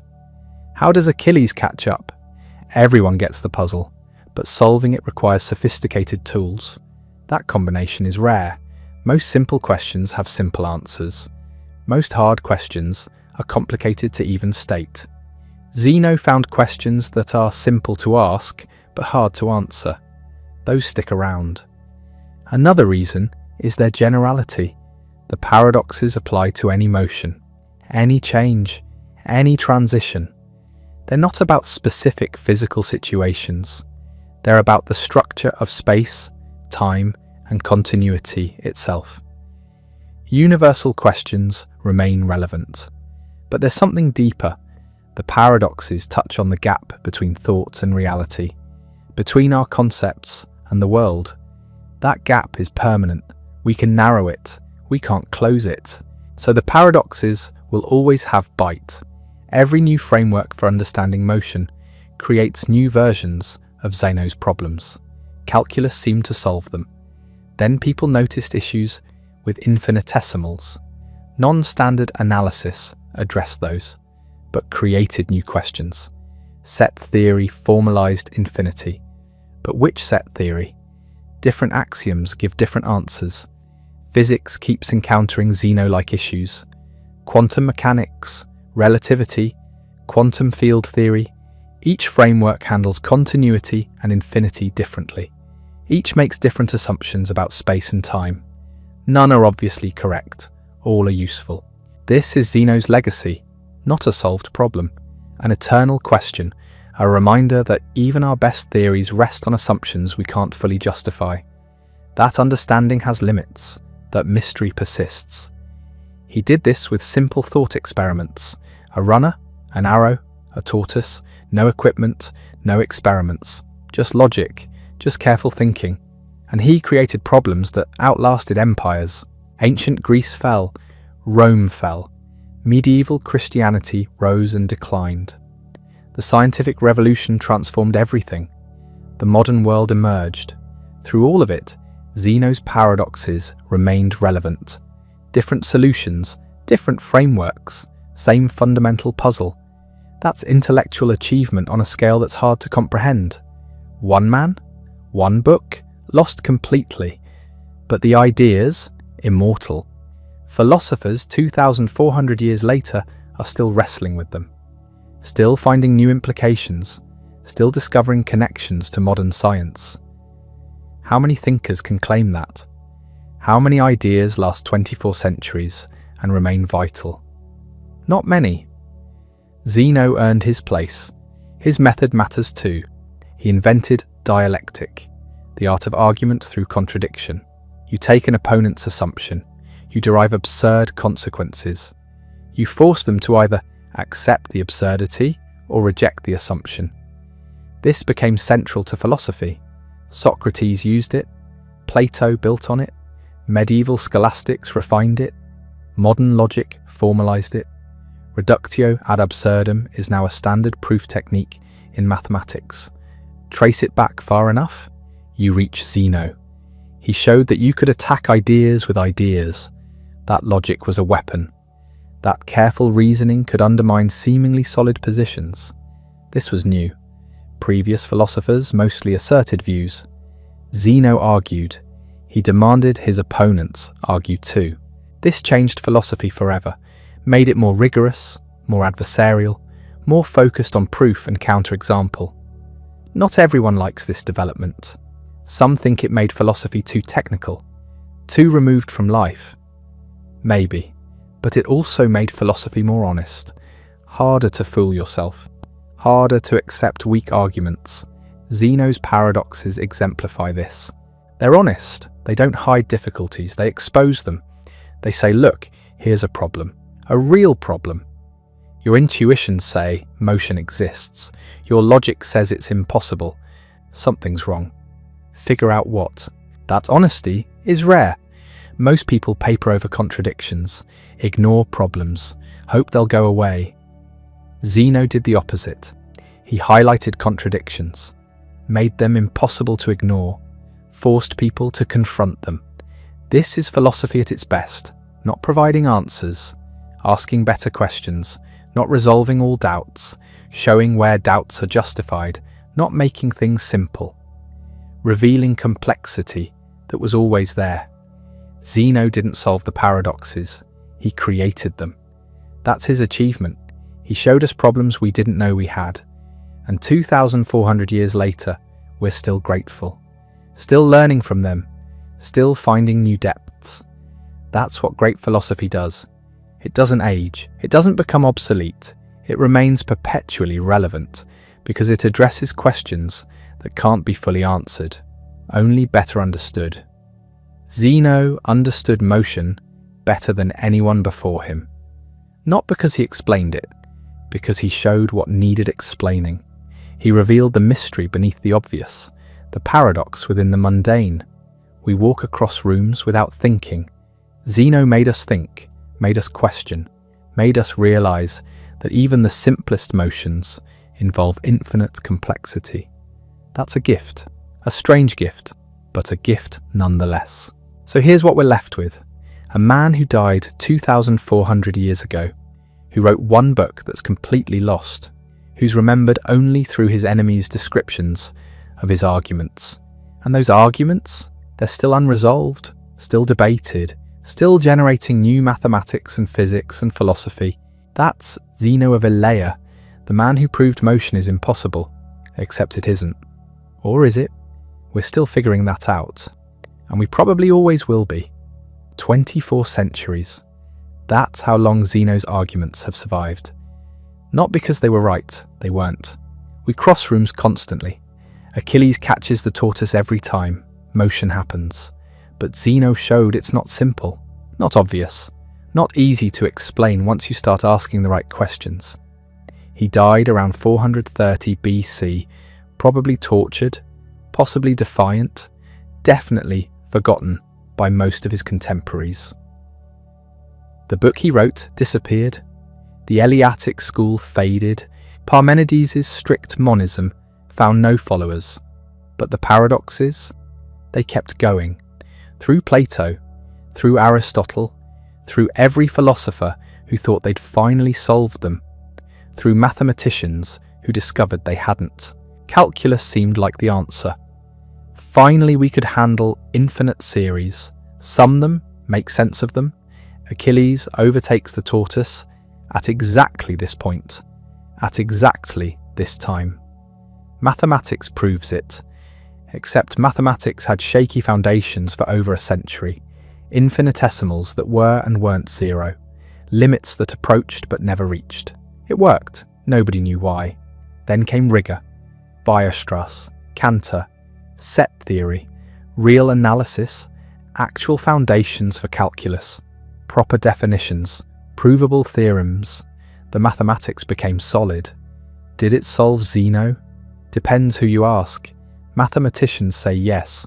We can describe motion through a continuum rigorously. We can sum infinite series properly. We can define instantaneous velocity without contradiction. The math works. The predictions match reality. Problem solved. Philosophers aren't convinced. Mathematics shows how to calculate. Not what's actually happening. Does motion really involve completing infinitely many steps? Or is that just our model? The map works. Is it the territory? Physicists add complications. Quantum mechanics suggests particles don't have definite positions and velocities simultaneously. Relativity makes simultaneity relative. Quantum field theory treats particles as field excitations at uncountably many points. Each framework handles infinity differently. None obviously capture ultimate reality. Zeno anticipated this. Not the specific theories, the fundamental difficulty. He showed that our intuitive concepts about motion and continuity and change don't hold up under analysis, that something's wrong with how we think about these things. 24 centuries later, we're still working out what.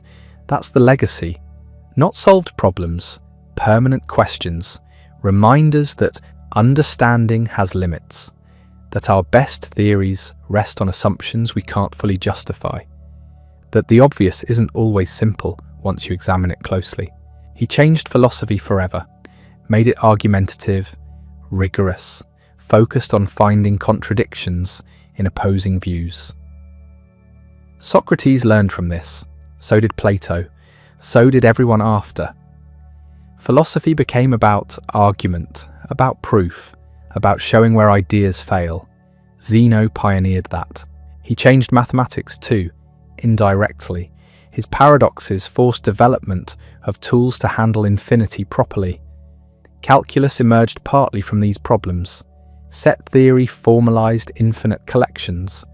Topology studied continuity. None of this would exist without questions like Zeno's. Not just his questions, but questions of that type. Hard conceptual problems requiring new mathematical frameworks. He changed how we think about change itself. Not just motion, any transition. How does anything go from one state to another? When exactly does water freeze? When does a decision get made? When does a person become responsible? These involve similar issues: continuous processes, discrete outcomes, transitions that seem instantaneous but must take time. Zeno's territory. The paradoxes persist because they touch something fundamental. The relationship between discrete and continuous, between finite and infinite, between our concepts and reality. These gaps are permanent. We can narrow them. We can't close them. So Zeno's puzzles remain relevant. Different solutions, different frameworks, same underlying tension.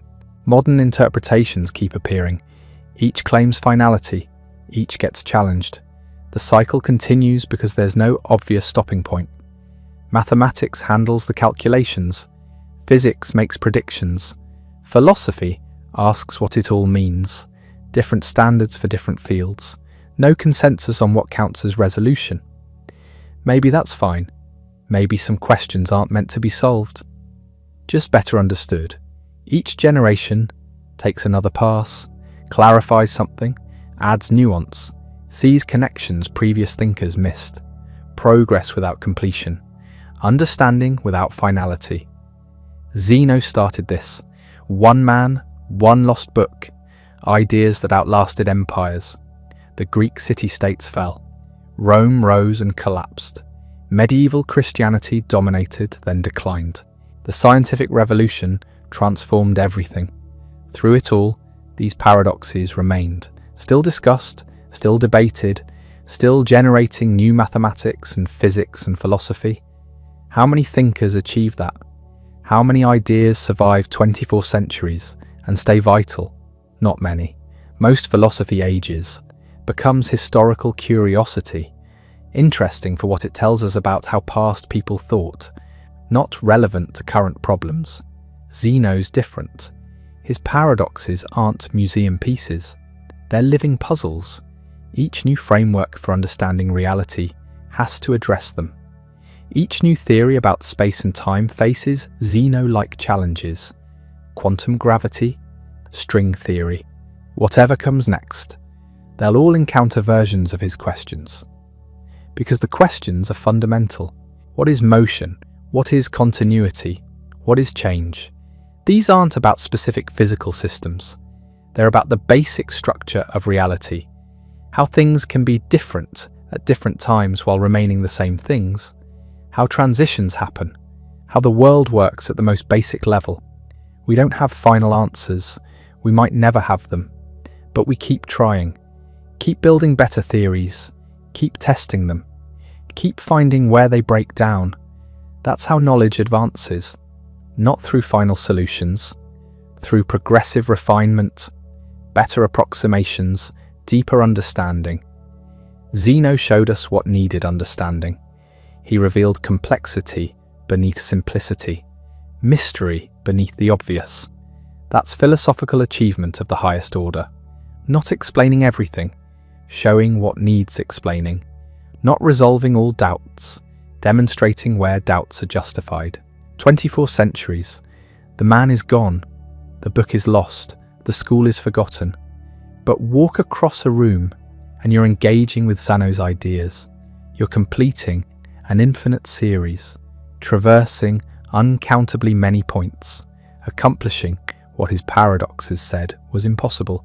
The math explains how, philosophy asks why, physics tests predictions, and we're all still working on it.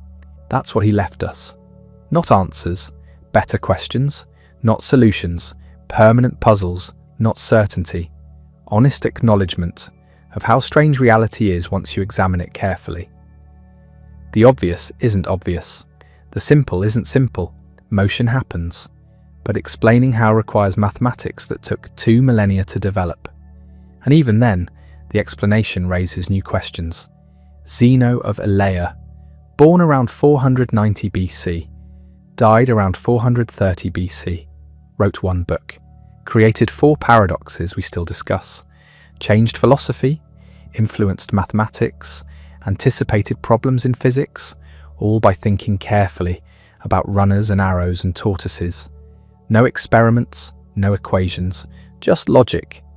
Just asking what motion actually is and showing our answers don't work.